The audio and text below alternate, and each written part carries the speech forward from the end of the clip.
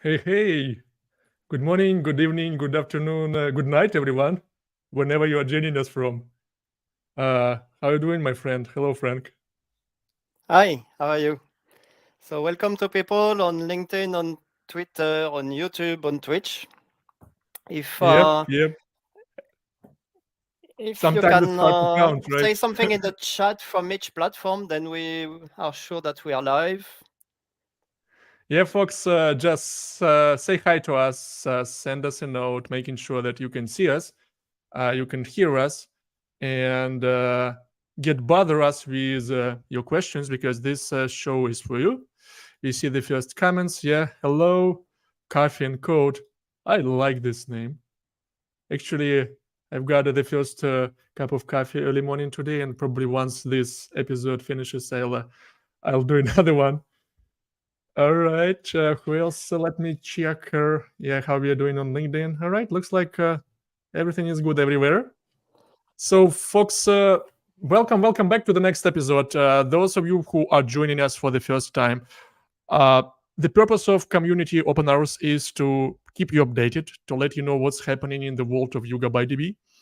Also to answer your questions and answer your and discuss some of your challenges and problems. So that's an opportunity for you to come and bother me and Frank.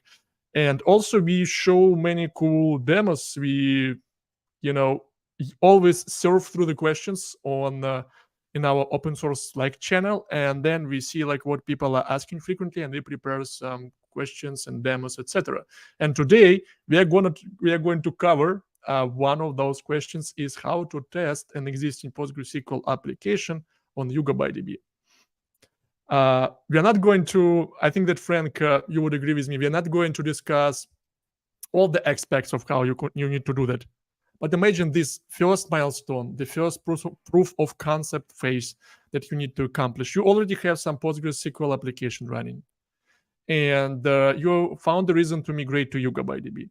It can be scalability issues, or you might want to withstand various outages, or you want to pin data to certain locations, many reasons.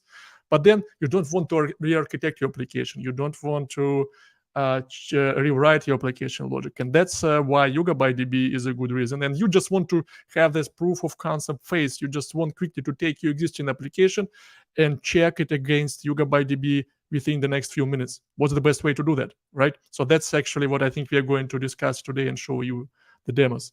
Does it align with your view, Frank, on the agenda?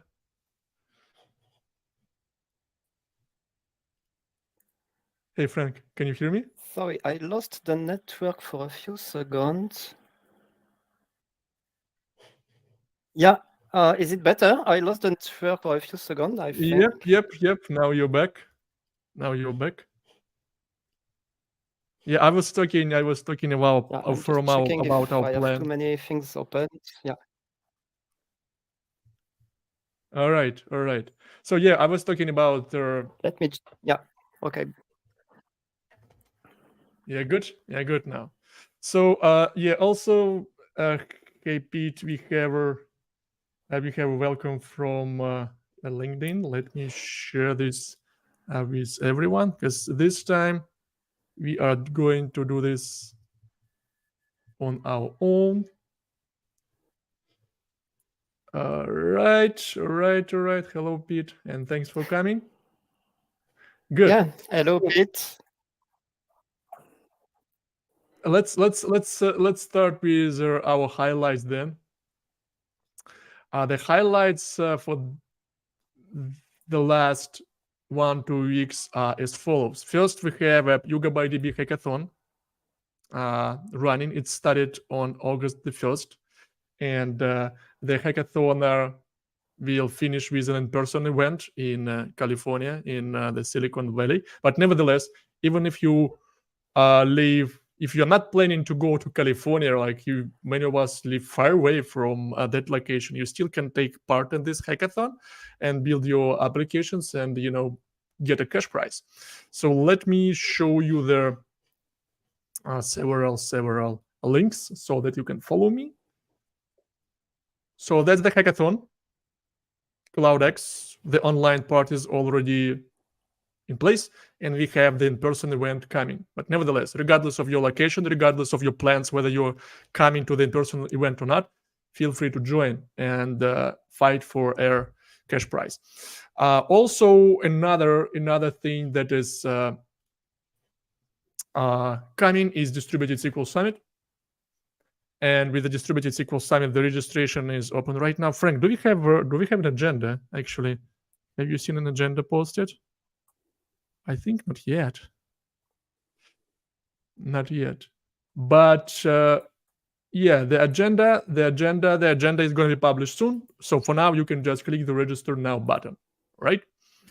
And the final update for this week is this comparison guide for Postgres compatible databases. So that's like one of the most frequently questions. So right now, the Postgres became so popular that we've got many Postgres compatible databases out there. YugabyteDB is one of them. And all of those databases claim that we are PostgreSQL compatible. But there is always a trick. There is always one thing to keep in mind. There are various compatibility levels you need to pay attention to, and various databases support those compatibility levels to different degrees. So, and this is an unbiased guide that you can find on YugabyteDB website.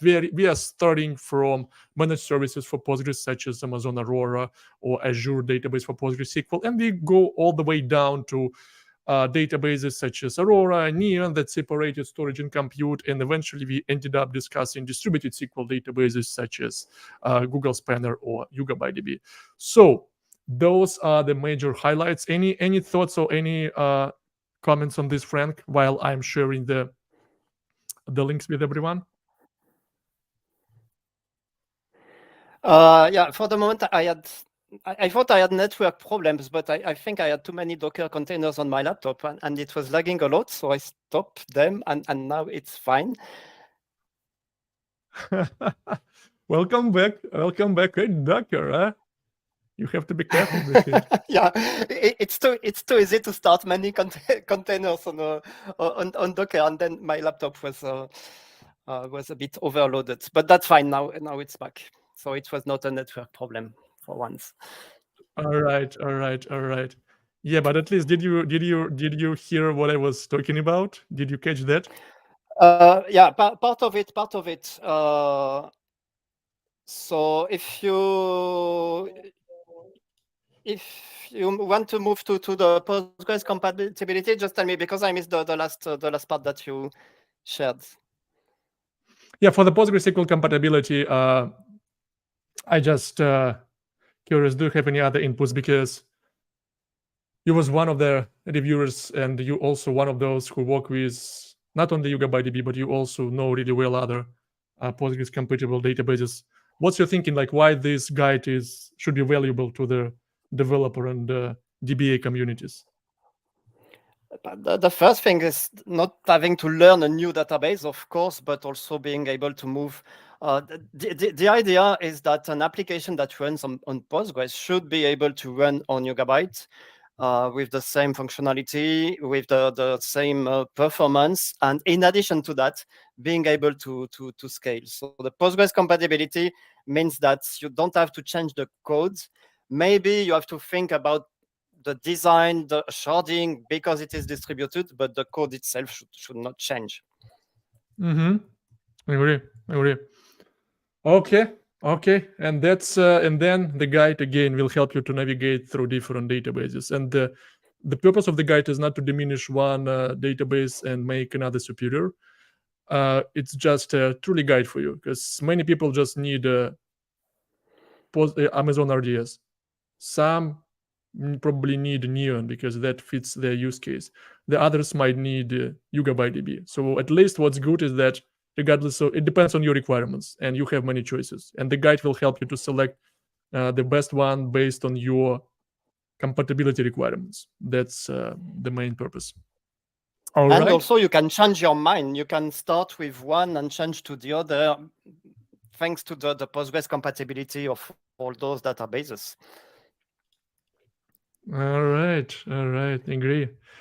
And we've got a hello message from LinkedIn. Hello, Udai. Yep, thanks for joining us at this late time. This should be late time for you. Hope you will find this this conversation useful. All right, Frank, why don't we jump as a reminder to all of you folks, you can always interrupt us by sending a question in the platform you're watching us, and ask what you came here for. You can probably have some questions. Something might not be clear for you. You probably building something with YugabyteDB and you hit the wall, or you came across some obstacle. Just ask us, right? That's a live conversation. That's the opportunity of the live conversation.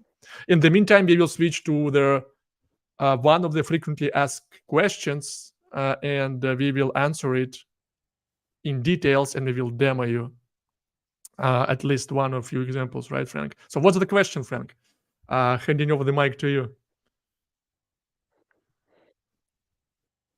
Yeah, so about Postgres compatibility, what I wanted to test was the compatibility of the application which has a Docker file or Docker compose to start the application. And my goal was really to be able to run with Yugabyte without changing anything else that the Docker image that is used. And that's the first thing I wanted to show for that, because by default, Yugabyte is compatible, but to be sure to have the same behavior than what you have with the Docker image of Postgres, there are a few things or settings that are not the default. And then maybe I can share my screen. Yeah, let's stop here for a second. Yeah, before we go deep in the woods. Yeah, just to summarize, what we want to discuss is how to test an existing Postgres application on YugabyteDB. That's a prerequisite, right? You already have some existing app, and we assume that's not a toy. It's something real, and you want to know like what's the easiest and best way to do a functional testing, or so-called a proof of concept testing.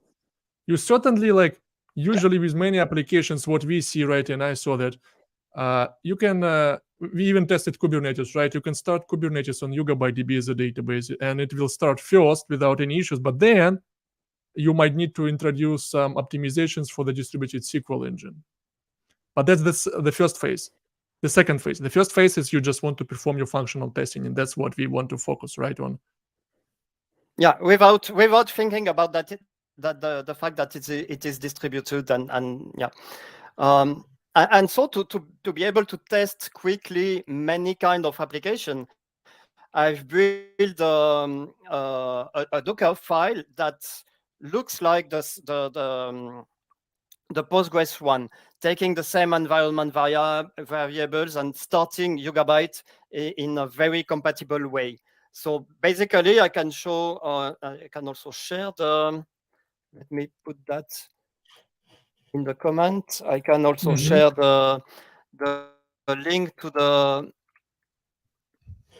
GitHub repo where I've put that. Basically, the Docker file is there. Yeah, my laptop is really slow. And I have entry point and all that. What I will do, I will build it. And because I had to stop Docker, I will run that on Gitpod and hope that it works correctly. And just show you how I'll build the image, and then we will use it, but also showing what is inside while it is opening. So for people who don't know, Gitpod has a free environment where you can run containers linked to your GitHub repo, and that's quite convenient also to test something when you are on a GitHub repo just to start it. My first idea was to start it on Docker desktop on my laptop, but I had to stop it and don't take the risk to do it again. So while this is opening, I'm just showing the goal is that if you have any Docker compose which takes the Postgres image, you should be able to replace this image with the one that is built from this repo, and in the Docker compose, you can replace the image with a build. And we will see an example later, but let's check. Okay, this so is the point pulling. is that we assume that an application runs in containers and they connect to, and they use an existing Postgres image. So basically the way is to do one configuration change in your existing application. You just swap an official Postgres image with the YugabyteDB image with some settings that Frank prepared, and then you start your application and you see what's happening. Is this accurate, my friend? Yeah. Okay. I'm just building it and explaining what I'm doing there. Maybe I will put that a bit larger, and I'm explaining. So you have seen the Docker file that calls an entry point, and the most interesting in the entry points is first that the Postgres image itself can take some environment variables like Postgres user, Postgres DB to create a database when it starts. Yugabyte by default doesn't do that, or can do that with different environment variables, but I want something fully compatible. So what I do is I have a script that creates the database from these environment variables, and that will be run with the initial script there when starting with YugabyteD. We can start Yugabyte calling some scripts. So that's the first thing, creating the database and the user the same as how it is done with the Docker image. I'm doing also something here. My goal is finally to open it on the same port as Postgres. Yugabyte by default opens on 5433, Postgres on 5432. So here I started on the same port as Postgres to be compatible. But what I do here, because Yugabyte takes more time to start than Postgres, I started on the default port. So the application will not be able to connect. And then when it is done, when the database is created, I stop it and I restart it on the new port, and then the application can work. So that's just a trick to be sure that the application, even if the application doesn't wait enough for the database to be up, that when it connects, the database is there. And, okay, so generally the first step is that you want the YugabyteDB image, because your application is in 99% of the scenarios, your application will be connecting to Postgres using on that 5432 port number. That's usually what we do. I don't think that many change it. And then you might be using a Postgres user, right? This is what we are creating, and the default Postgres passwords. The Postgres database already exists, right, in YugabyteDB. We don't need to have it. The Postgres. Yeah, we have the Postgres database. We have Yugabyte, but the best practice is to create a database for your application and not use it. And that's what most of the applications are doing. And then, so the container is started there, is built there. I will start it so that we can have a look at it. So Docker. And so why did you decide to use Gitpod? You want to get some link that can be accessed through public internet?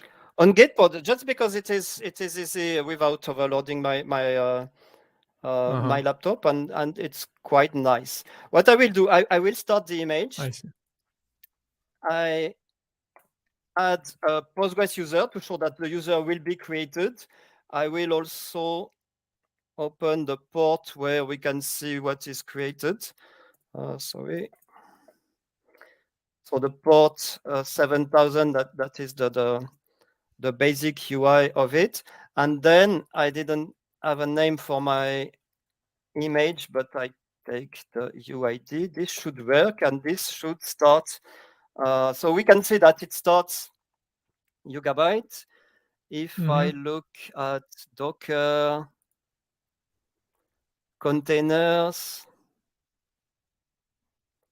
Yeah, I'm curious to know like how these Gitpod guys are doing, because I played with Gitpod a lot a year ago, but then for some reason I stopped doing that. Yeah. It looks like the company is still alive, and it's. I like when I played the last time with the tool. Yeah, it works, and the free. I have not seen that Docker icon. environment There is was quite no nice. any Docker integration. So right now they've got it. I mean, the icon. Yeah. This one. Now we have it, and yeah, and it's really easy. Just for example, looking at the logs there. So this is where I start first with, yeah, it was before starting first with 5433, and then it will restart with 5432. While Question it for is you. Yeah, starting, Frank, question for you. yeah. Question for you, and think any of us can answer this. Can I run a Postgres instance on Git pod? Yep, I think you can. Yeah. You can run anything on Docker, and of course, you can. And my goal here is to run a Yugabyte instance just the same as a Postgres instance with the same behavior. Yeah. And then let me show you also the configuration, because when I start there with YugabyteD, I add some flags that I put in the flag file, this config.flags. And those are some parameters that are not the default. Yeah. Yeah, with the flags, I mean, here is, let me show my thoughts, because when you folks, I shared with you that article about PostgreSQL compatibility, and there are several levels of compatibility. You have wire compatibility, syntax, feature, and runtime compatibility. The runtime compatibility is the hardest to achieve, because yes, some databases, they support a few Postgres features. Some databases are fully compatible from the wire protocol standpoint, but only a few are runtime compatible with Postgres, which means that when you connect from your existing application or from your tool or from your library or framework, that tool, that application expects that it's talking to Postgres runtime. It's like, and you want YugabyteDB also to behave similarly in runtime as Postgres. And if you want to do that, then there needs to be some of the patterns that are set up by default in PostgreSQL. So, and that's, I think, that's what we are heading to. The isolation levels. Yep. All right. For example, read committed isolation level. Yeah. So by default, for the moment, we escalate the read committed isolation level to repeatable read. You have to set a parameter, a flag when starting, to have the true read committed isolation level, and that's the goal. And we can also check that. Let me go to the container, attach a shell to it. What I did also in this image, because in the Yugabyte image, the fork of PSQL is called YSQL-sh, but I want the same if an application runs PSQL. I want the same behavior, so I have an alias there. And if I look at the databases there, you can see that it has created the database. That's the same behavior as the Postgres image. If you do not mention a database, but you mention a user, it creates a database with the same name as the user. So I just want the same, just to be compatible. I connect to it. So for the moment, I have no tables. And to show the effective isolation level, I think the name is effective transaction isolation level, read committed. If you do not set this parameter to true, then it would be repeatable read. So with that, we have the same isolation level as Postgres. Important, right? Yeah, let's stop here, because I'm a developer, and let me be the devil's advocate, because I don't see anybody asking this question yet. Read committed is a default mode in PostgreSQL. A good question is why, but that's a different question. Which means that when I was building my application, the application assumed that, the read committed is used, and if there are some conflicts in the transactions, a lot of those conflicts would be handled by the database engine. And in YugabyteDB, we use repeatable read.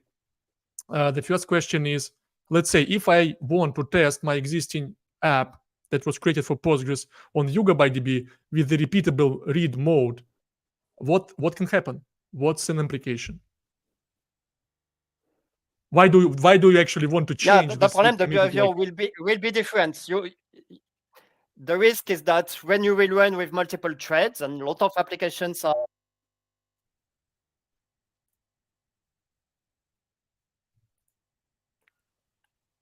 Sorry, I lost the connection 1 second. Yeah, Can you hear me? Yeah, now we can hear you. Yeah, looks like there is some connectivity issue, but nevertheless, right now you're live. Keep going, my friend.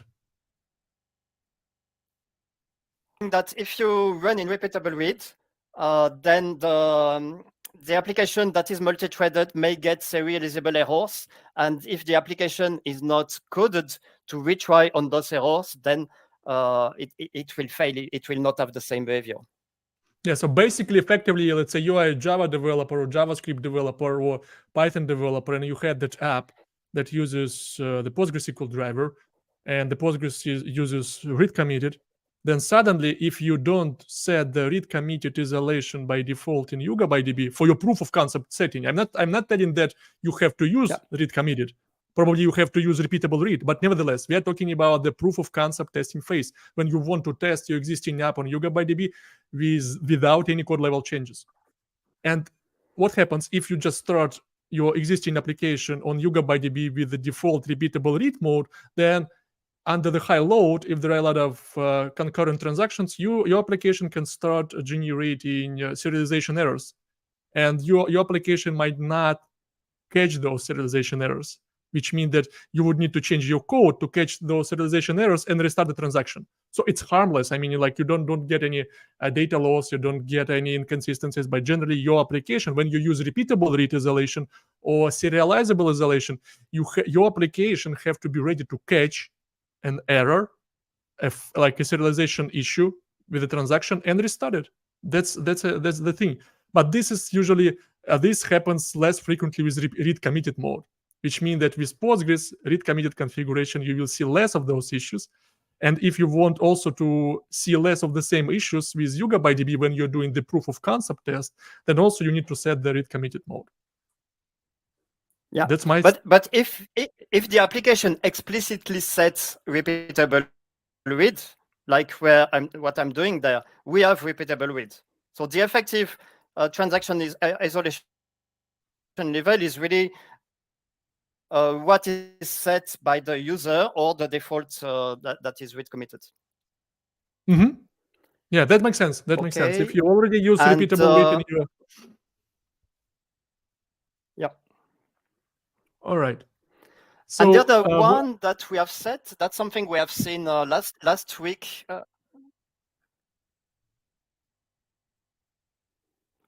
You're online. Yeah, think we have some going. lags between us. Okay. So yeah, one thing that we have seen, a few applications, probably not a lot, but a few applications relies on the default cache for sequence that is 1. And by default, we set this parameter to 100 to be sure to be scalable. But if an application, for whatever reason, relies on a cache of 1, then I set that when I started. And then, for example, if I create a sequence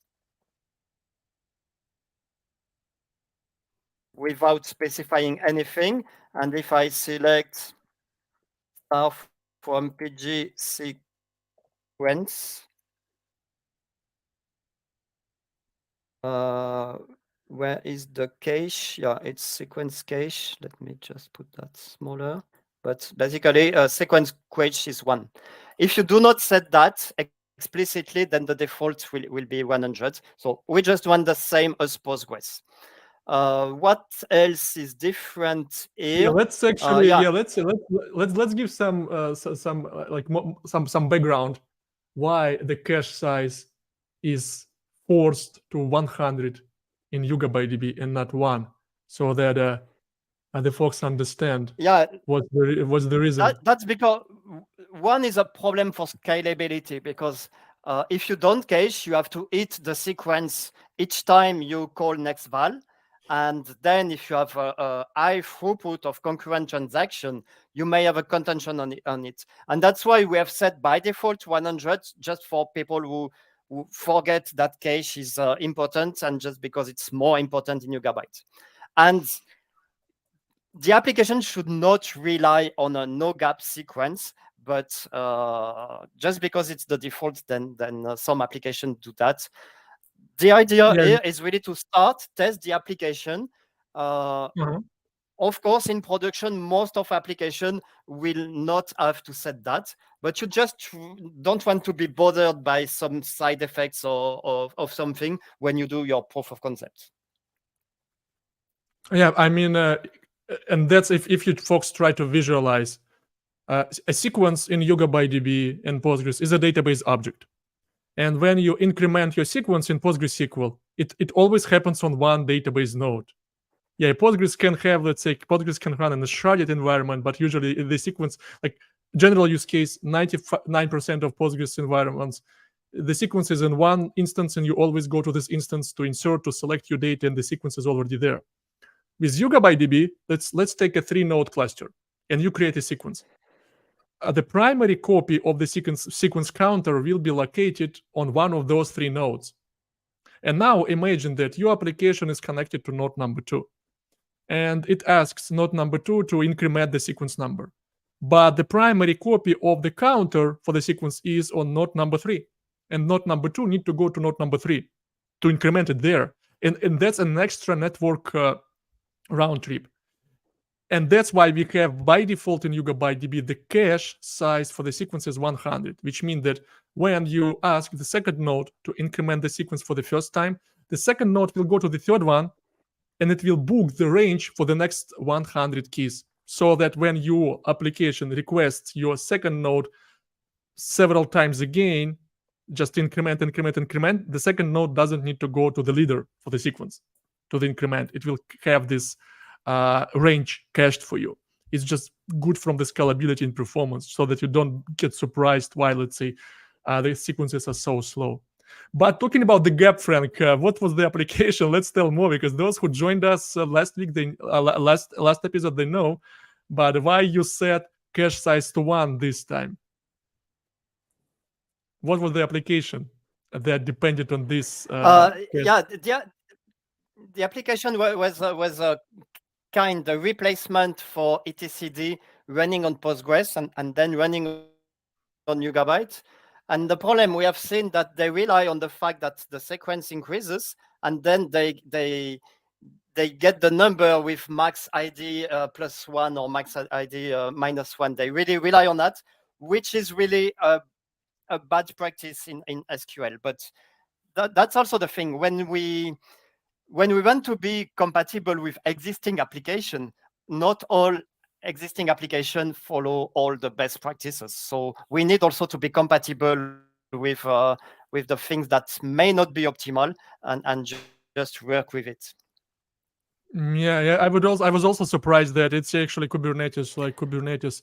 If you use Postgres as a database for Kubernetes instead of etcd, then Kubernetes, when it starts or when it manages its environment, your pods, etc., it will generate a lot of events. And those events and all that metadata is stored in PostgreSQL. And they depend, as Frank says, they depend on that sequential increment logic, meaning that if the previous event ID was 500, then the next event's ID has to be 501, not 600, not 502, but 501.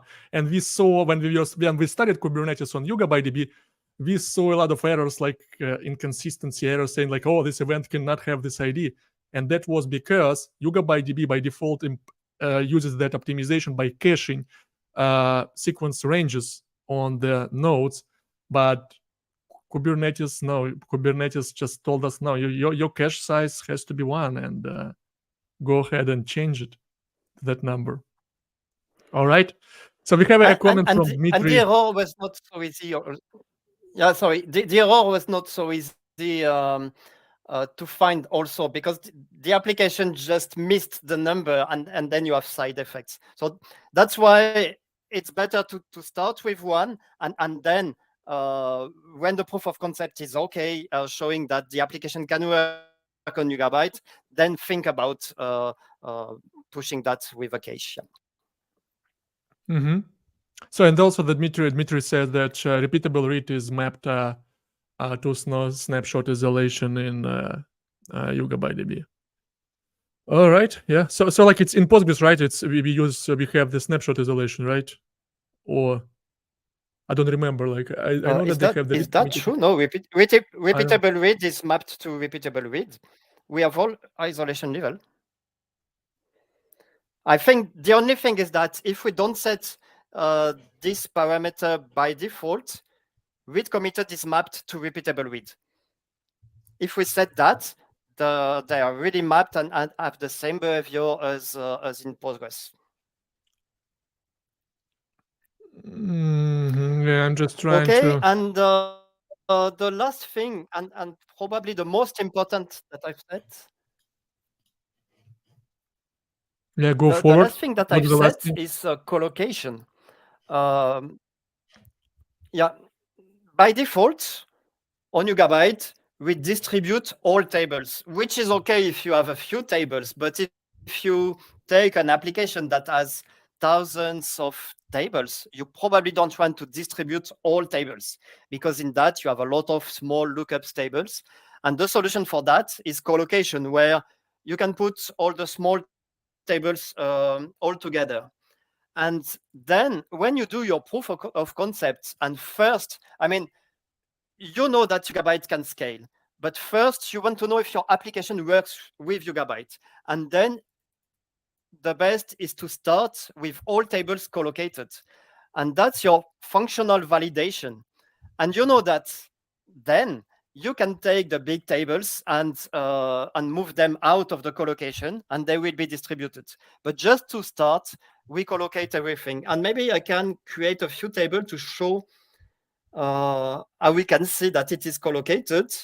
Create table T1.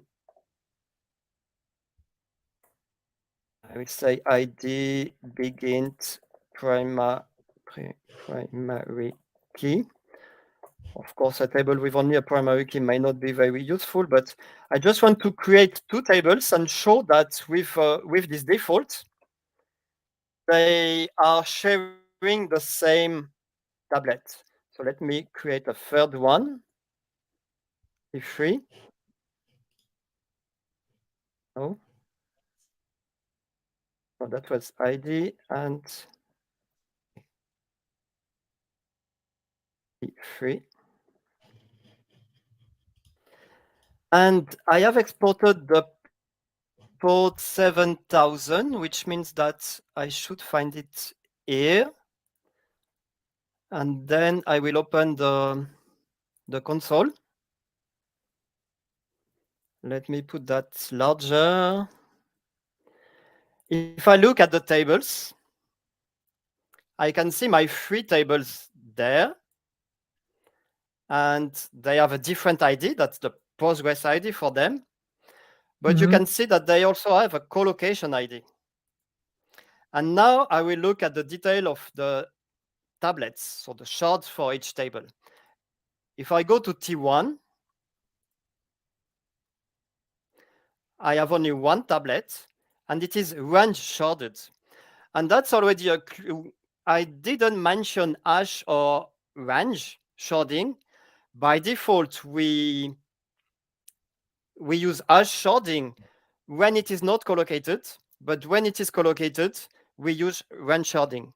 I will come back to that, but if we remember this ID for the tablet that ends with 32D, if I look at another table, T2, we can see that we are on the same tablet. So collocation is the case where multiple tables share the same tablet. And so basically, it means that you still have several separate logical tables. You have logical table T1, T2, T3, but physically they are stored in one tablet, in one shard. That helps us. In short, we didn't distribute there.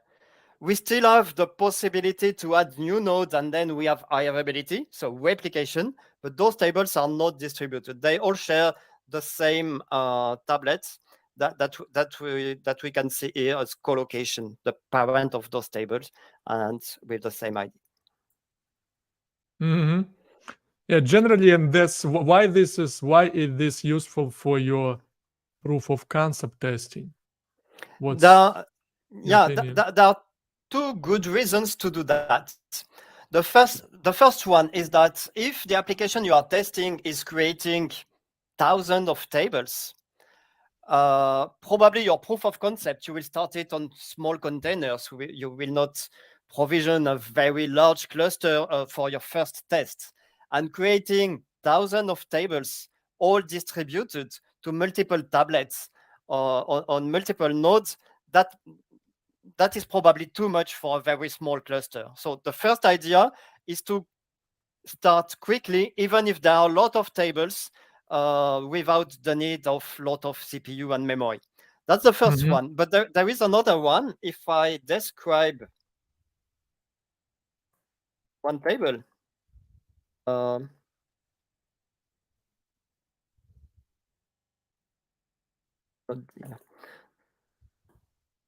I can see that I am range sharded.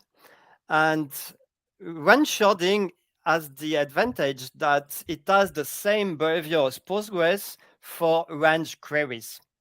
If I'm not collocated, we will by default apply a hash function on the first column, which is good to distribute, which is good for point queries where ID equals something, but which may be bad if we have range queries. For example, a query on a timestamp between two dates or something like that. Those are the cases where we need to explicitly mention range sharding with ascending or descending in the index definition. But when you start your proof of concepts, you don't want to tune that, to start to tune that. You just want to see if it works.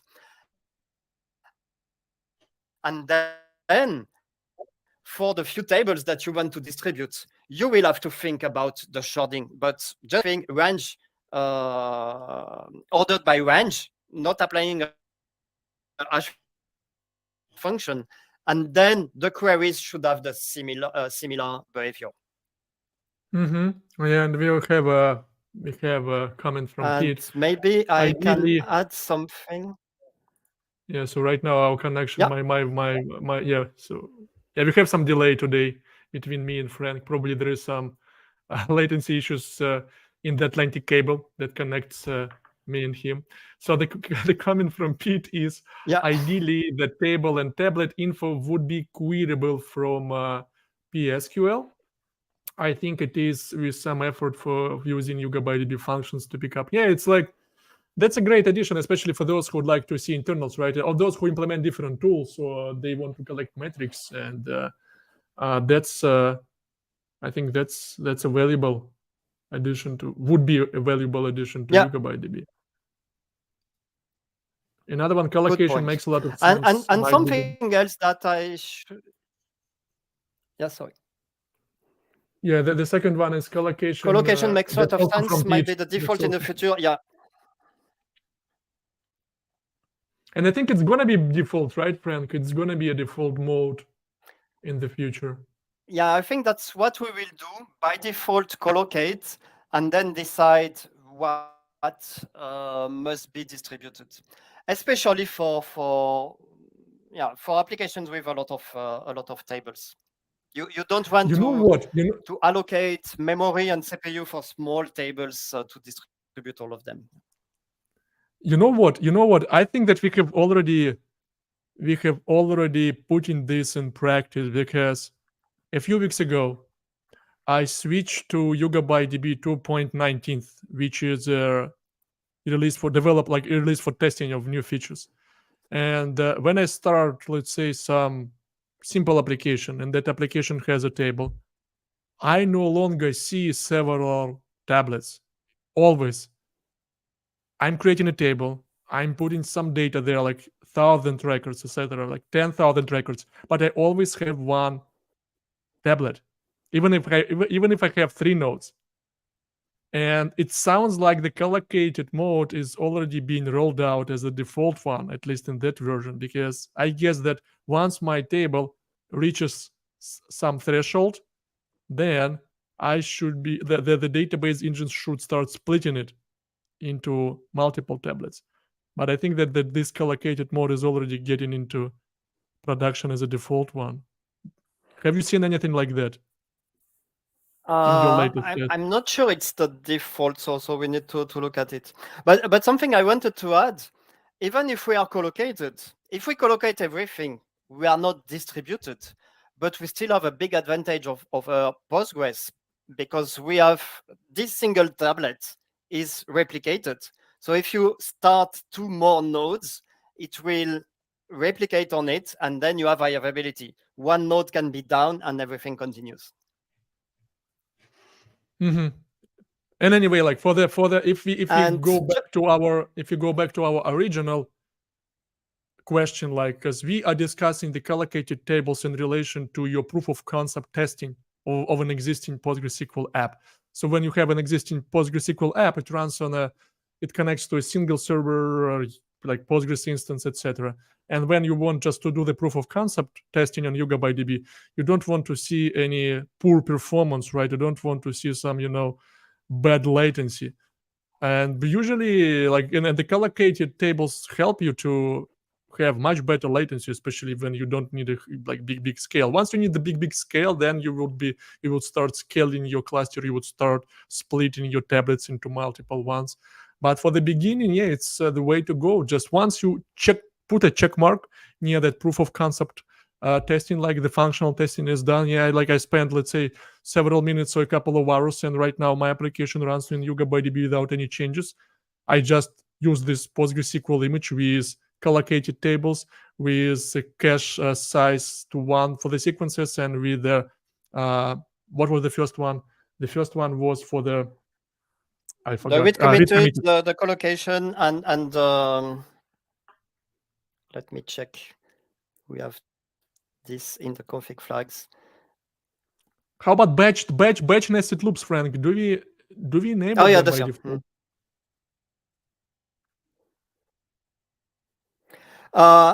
I've just seen while doing that, I've just seen that in this config flag, I didn't set them, but it's a good idea to set them. So I've taken a note and I will add that to the config files.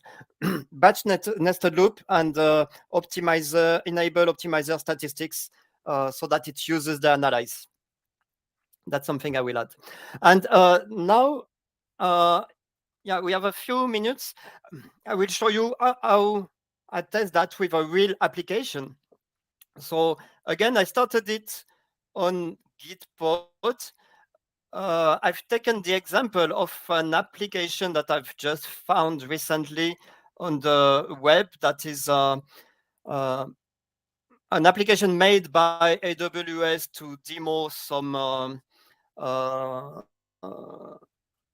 some features and some components.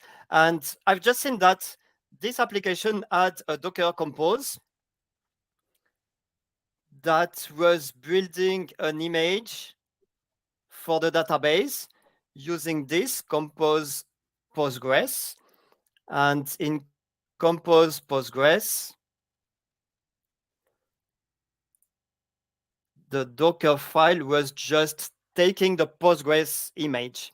And then my idea was, what if I replace that with the Yugabyte image I built with all those parameters? And this is what I did. So this is so we know the containers, the files. So this is this project, AWS Data Hall, where you see the Docker Compose. And with the change I've done, let me show the changes in Docker Compose. So originally, it was creating from the Docker file that takes the Postgres image. And here, I changed that with building the image from my repo there. That's the only change I did. And then if I Docker Compose up, I expect that everything runs, the same as what was expected by the project, with the only difference that instead of running on a Postgres instance, it runs on a Yugabyte instance.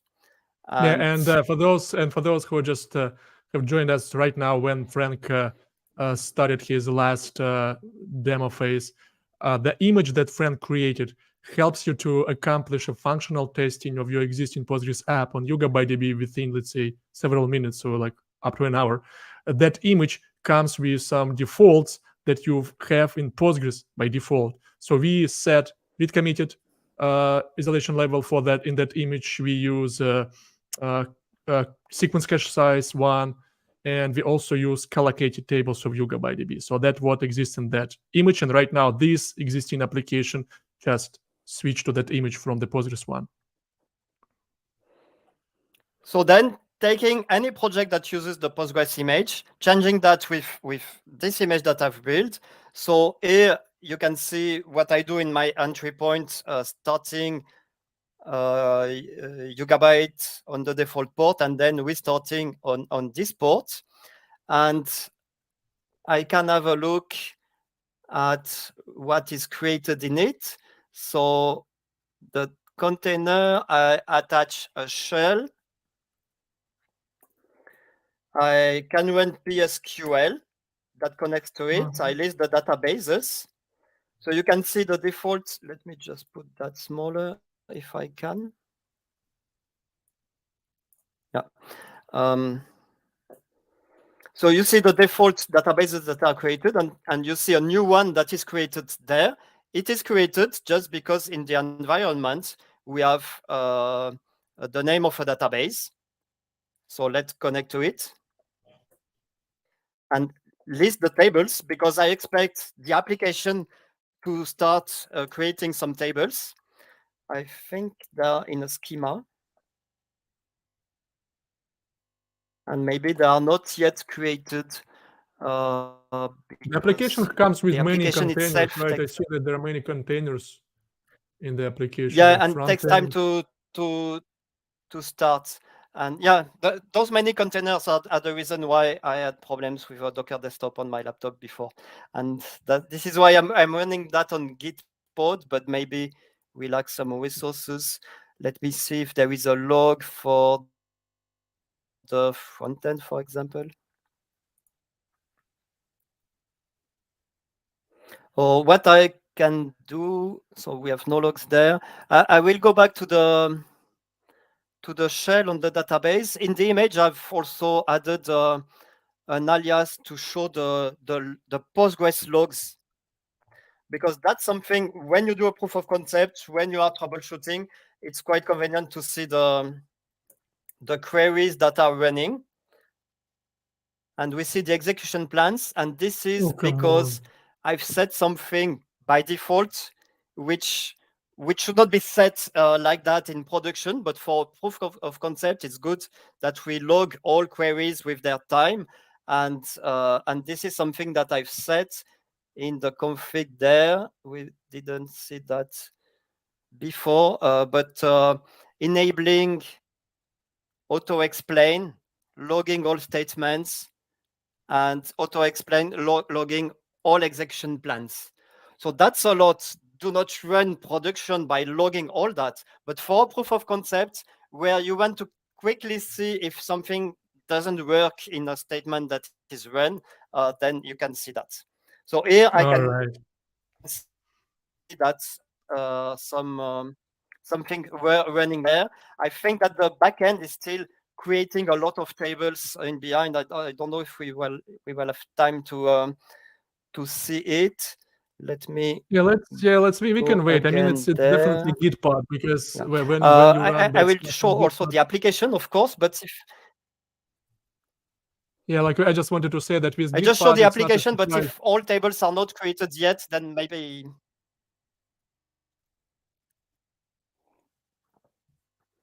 Yeah, so the application is there. If we let the time to create all tables, it will work. Here I have an error probably because all tables were not yet created on this environment.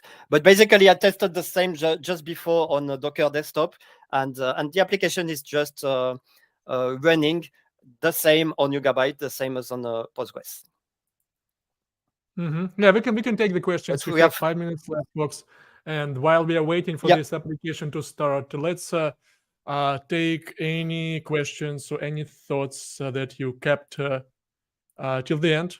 That's the time. And while we are waiting, hopefully the Git part will manage to create all the tables. Because Git part, yeah, like it's a beautiful thing to start, but then it depends on how many resources you have, and it can take a while. But let's wait. I don't know. Maybe there is some throttling also, or some bursting. I think that when you start with Gitpod, it's fast, and then maybe the resources are limited. That's probably what happened there. Yeah. I mean, like if you don't pay to them, then certainly you can be, but like they certainly have some back pressure mechanism. Yeah, that's like one of the downsides. So do we have some questions? Waiting. No, any questions yet.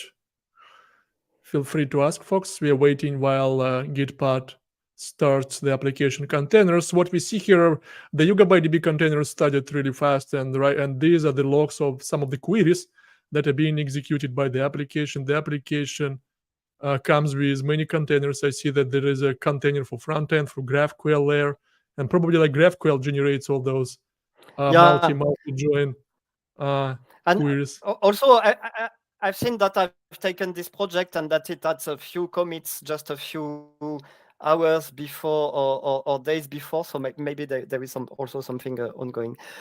Maybe what we can add for people who watch us now or later, if you run any Postgres application that is an open source application so that we can also test it, we are very interested about your feedback.